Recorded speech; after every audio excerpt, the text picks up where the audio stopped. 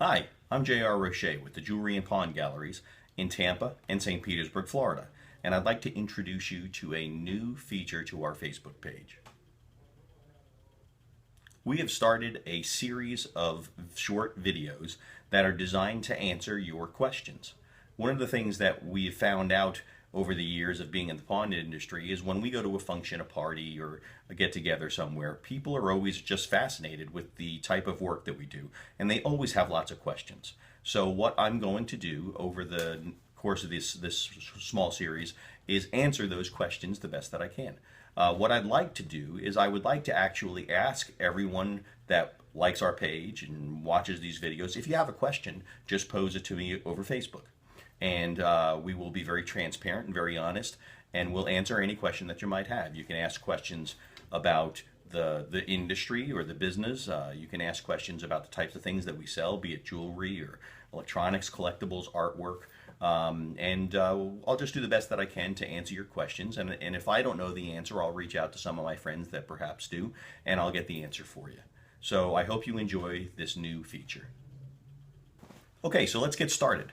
The first thing I would like to do on this very first chapter, if you will, is tell you a little bit about the pawn industry.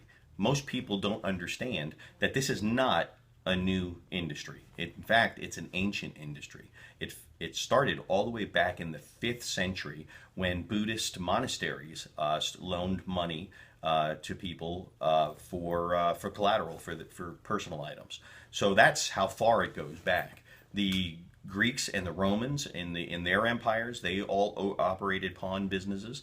And in fact, the first time that the pawn industry actually became a licensed industry was back in 1785. They mandated that you could only charge 0.5% interest a month, and that the total duration of the loan could only be 12 months. Shortly thereafter, they went ahead and increased that percentage to 15%, which I thought was kind of interesting.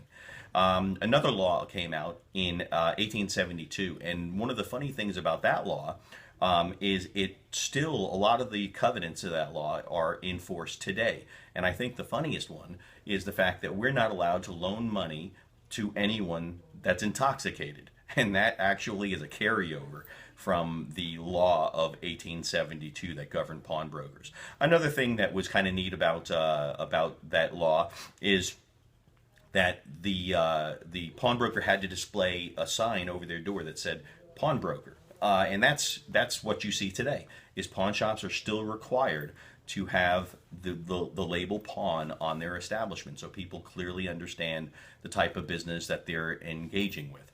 And then finally, another thing that has obviously been a carryover is even all the way back then, they made it a requirement that you not take anything from someone who doesn't own it. So you're not taking stolen property or misappropriated property as a pledge against the loan.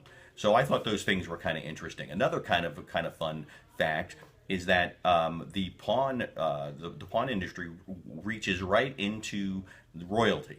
King Edward III, he paid his troops for a battle that he was waging with the crown jewels. He actually pawned the crown jewels. And then Charles I's wife did the same thing to finance a skirmish, a war that she was having for civil unrest. So it's gone all the way throughout our history, and here we are today, still doing the same basic transactions in the same basic ways that they did back in the turn of the century.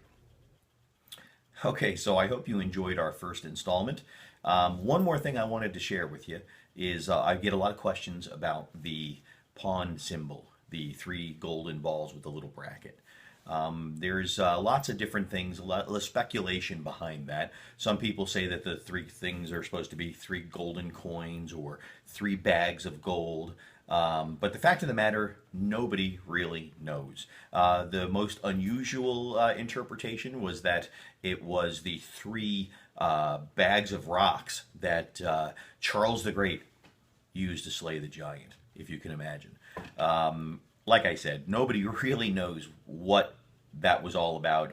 It just came to be and it stuck, and we still have it today. You see it all over the place. So hey, I hope you enjoyed our first installment. Please shoot me your questions. We'll answer them. Take care.